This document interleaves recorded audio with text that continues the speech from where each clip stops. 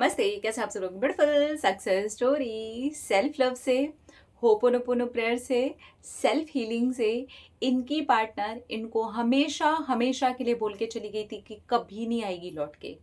जिंदगी में कभी भी वो इसका इंतजार ना करें। वो किसी भी इंसान के साथ रिलेशनशिप में चली जाएगी, शादी कर लेगी, लेकिन इनके पास लौट करके नहीं आएगी। इतना बुरा झगड़ा हो गया था। परिवार भी दोनों के दोनों इन्वॉल्व हो चुके थे।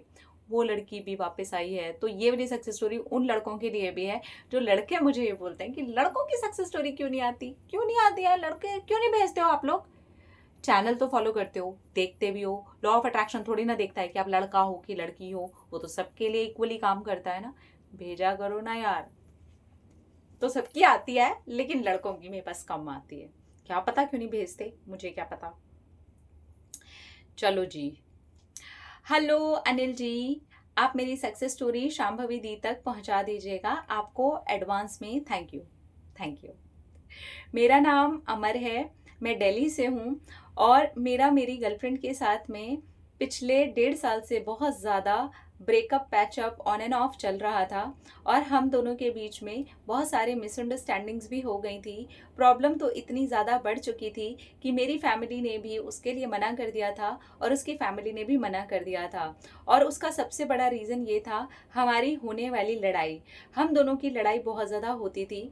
मैं भी उसको लेकर के कभी कभी कुछ ज़्यादा ही पोजेसिव हो जाता था और वो तो मुझे लेकर के एक्सट्रीम लेवल पर पोजेसिव थी। और इसी वजह से मैं बहुत बार ऐसा फील करता था कि मैं स्पेस ही नहीं ले पा रहा हूँ, मुझे एकदम से सफोकेशन फील हो रही है। और इसी चीज़ को उसने बिल्कुल मिसअंडरस्टैंड कर लिया। और इसी बीच मेरी एक फ्रेंड से भी बात हुई थी जो कि मुझे गाइड करते थे रिलेशनशिप के लिए, और उसको लेकर के भी उसने बहुत ज़्यादा नेगेटिव सोच लिया था।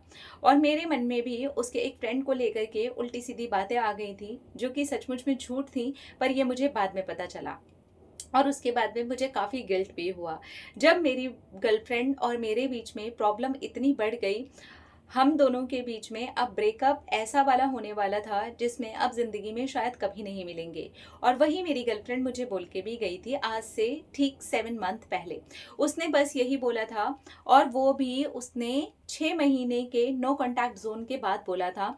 और वो नो कॉन्टैक्ट जोन भी मैंने तोड़ा था, उसको कॉल किया था और उसको बोल रहा था कि हम दोनों इस तरह से अलग नहीं हो सकते। हमारा 5 साल का रिलेशन है और अब हमारी शादी होने की एज आ गई है, तो ऐसा कैसे सोच सकती है। तब मेरी गर्लफ्रेंड ने मुझे बोला था कि अब नहीं हो पाएगा। अब जिंदगी में चाहे मुझे किसी के भी साथ शादी करनी पड़े, मुझे ज़िंदगी में कहीं पे भी किसी के भी साथ रहना पड़े, चाहे मैं उसे जानती हूँ चाहे ना जानती हूँ, पर मैं तेरे पास अब कभी नहीं आऊँगी। हम दोनों के बीच में इतनी ज़्यादा प्रॉब्लम्स हो चुके हैं कि अब शायद हम दोनों कभी खुश नहीं रह पाएंगे। हम कंपैटिबल नहीं हैं, एक दूसरे के लायक नहीं हैं। और वो ये चीज़ चिल्ला चिल्ला के बोल रही थी जैसे कि उसके हाथ में उसी के इमोशन नहीं थे। मैं समझ भी रहा था कि वो गुस्से में भी है और दुखी भी है और इरिटेट भी हो चुकी है। कहीं ना कहीं मैंने भी उसको ये फील करवाया था कि वो बहुत ज़्यादा ओवर कर रही है। करती थी वो ओवर, मैं भी करता था ओवर, हो जाता है रिलेशनशिप में, लेकिन इसका ये मतलब तो नहीं है कि हम अलग हो जाएं। मैं अपनी गर्लफ्रेंड से बहुत ज़्यादा प्यार करता था, वो भी मुझसे करती थी। पर अब जब बात बिगड़ी तो इतनी बिगड़ी कि फैमिलीज़ ने भी डिसाइड कर लिया कि अब नहीं, अब तुम दोनों का एक दूसरे के साथ रहना ही सही नहीं, पता नहीं कब कोई अनहोनी हो जाए। और यही बोल करके मेरे पेरेंट्स ने भी मना कर दिया और उसके पेरेंट ने भी मना कर दिया। उसके बाद मेरी गर्लफ्रेंड ने भी साफ साफ मना कर दिया कि वो मर जाएगी लेकिन अब रिलेशनशिप में मेरे साथ तो कभी भी नहीं आएगी। तब मुझे लगा कि सब खत्म। मैंने उसके बाद उसको बहुत जगह से स्टॉक किया, बहुत बार ट्राई किया, जहाँ पर भी मैंने मैसेज किए मैं हर जगह से ब्लॉक था। और मैं समझ चुका था कि अब सब कुछ खत्म। मैंने जैसे ही समझ लिया था कि सब कुछ खत्म, 1 हफ्ते के बाद ही आपका वीडियो आया था। मैनिफेस्टेशन मेरे पास ऐसे आया जैसे कि कोई जादू की झप्पी हो। और आपको देखने के बाद तो ऐसे लगा जैसे कि मेरी बड़ी बहन मुझे कुछ समझा रही है। अब जब मैंने आपको देखा तो सबसे पहली चीज़ मैंने होपोनोपोनो प्रेयर करना शुरू किया, क्योंकि मेरा दिल बहुत ज़्यादा टूट चुका था। फैमिलीज़ को इन्वॉल्व कर चुका था, अब फैमिली भी आए दिन कोई ना कोई बात सुनाती रहती थी। शांभवी दीदी, मेरी एज 32 ईयर्स हो चुकी है और रिलेशनशिप में हम आए ही पूरी कमिटमेंट के साथ थे। हम दोनों शादी करेंगे यही सोच करके आए थे। मेरी गर्लफ्रेंड की एज 29 ईयर्स हो चुके हैं। तो अब जब शादी के टाइम आने के मौके पर ऐसा हो जाता है तो आप समझो कि वो और मैं जाएंगे कहाँ, करेंगे क्या, और ऐसे में रिश्ता टूट गया। मैं खुद को हील ही नहीं कर पा रहा था। फिर मैंने आपसे सीखा कि मुझे खुद से प्यार करना चाहिए। मैंने अपने आप से प्यार करना शुरू किया। जैसे जैसे मैं अपने आप से प्यार करने लगा, अपने आप को समझने लगा, मेडिटेशन करने लगा, एक्सरसाइज करने लगा, अपने करियर के लिए आगे सोचने लगा, उसमें मेरी ग्रोथ हुई। मुझे ठीक 3 महीने के बाद ही एक बहुत अच्छी जॉब का ऑफर भी आया, जहाँ पे मेरी सैलरी भी बहुत ज़्यादा थी और वहाँ का माहौल भी बहुत अच्छा था।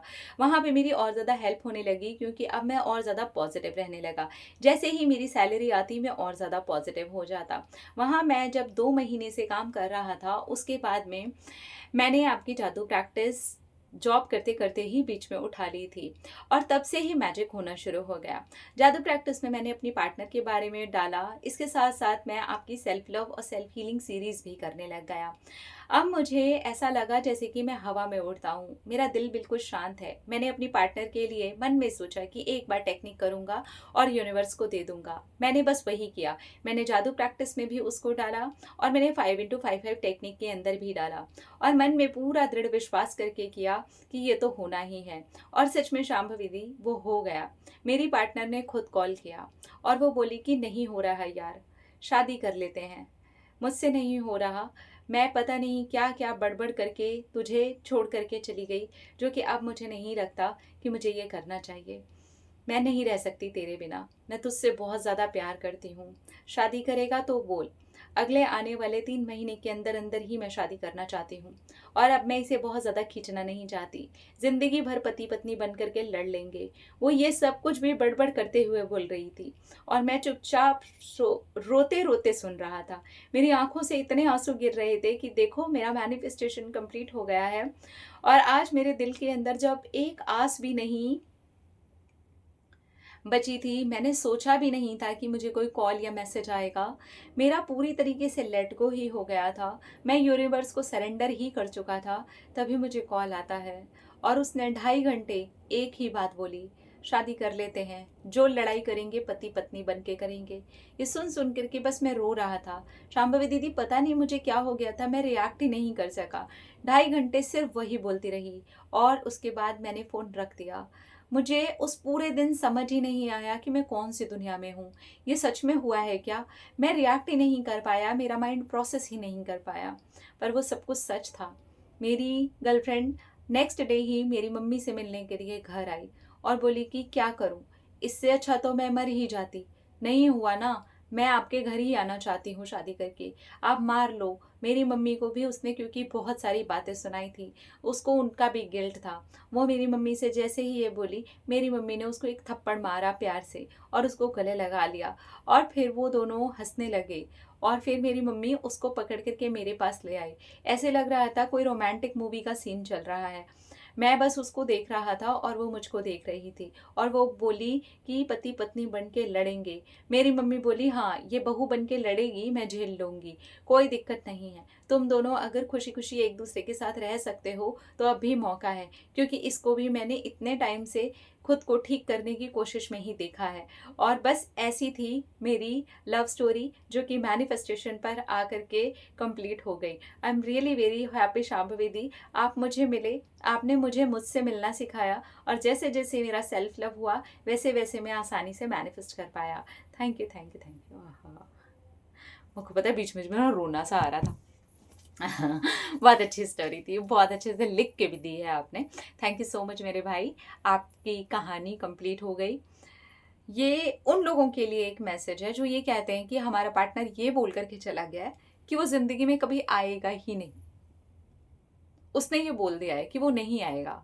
ये लड़की भी यही बोल के गई थी कि वो कभी नहीं आएगी पलट करके, पर वो आई, और आई तो ऐसे आई कि सब कुछ ठीक करके आई। तो मैनिफेस्टेशन अच्छे से काम करता है। पहले आप मैनिफेस्टेशन में जंप करने की बजाय हीलिंग पे काम करो, अपने ऊपर काम करो, अपनी एनर्जी पे, अपने विश्वास पे, अपने ब्रेन पे, अपने माइंड पे काम करो, एकदम रिलैक्स होकर के काम करो। देखना धीरे धीरे करके सारी चीज़ें ठीक होती जाएंगी, आपका पार्टनर भी आपकी लाइफ में मैनिफेस्ट हो जाएगा, अगर आप उन्हें मैनिफेस्ट करना चाहते हो तो। अपना अपना रखिए ख्याल, अपने आपसे कीजिए ढेर सारा प्यार, ताकि भी अट्रैक्ट करें ढेर सारा प्यार। Love you, Tata.